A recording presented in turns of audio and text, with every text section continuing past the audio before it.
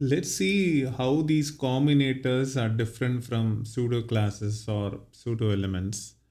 Now, I have an example here. Let me refresh the page. Now, if you look at it, you have a heading, div tag, paragraph tag, another div tag with an unordered list. Now, div comma p, if I label it this way,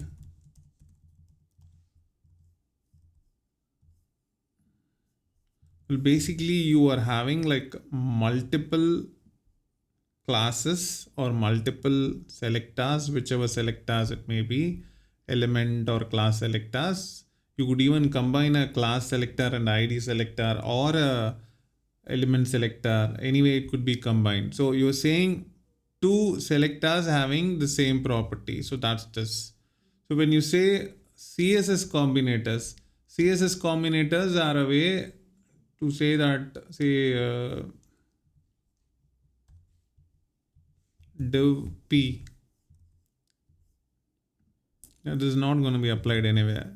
Reason being, this says that any p element which is a descendant of div tag gets this property.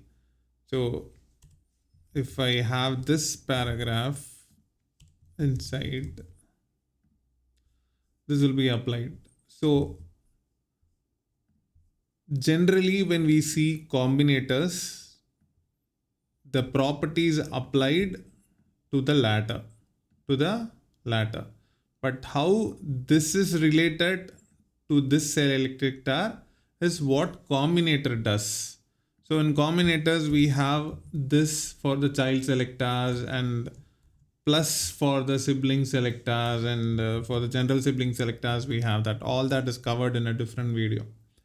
Now all these combinations are just to say how this is been related to this tag, whether it is a child, whether it is a sibling, all that. So that's how combinators work. Now we'll see at the pseudo classes. Pseudo classes, if you think of it, if there is an anchor tag, the status, different status will have different properties.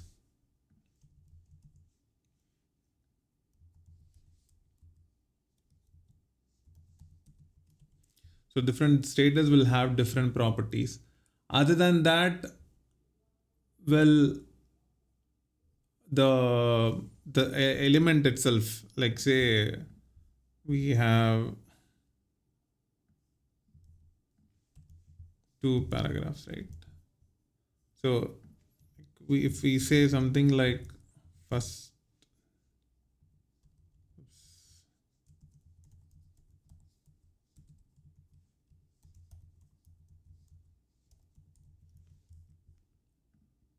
now there are two paragraphs, but one para is pretty much the first child. Like there are two paragraphs, but this one is the first child. So that is why that gets this property applied. Now this pretty much says like how this paragraph among all the other paragraphs. So it tries to relate it to itself. So this can be paragraph or this can be a class. So it could be any time. So the status, like, I mean, this is a state, right? This is a state of the anchor and this is another state of the anchor. It could be either state or it could be how it is related to its own selector, is how we have to look for the CSS pseudo classes. Now, when it comes to pseudo element, which we saw recently, pseudo element is all about applying it on a specific part. Now, there is,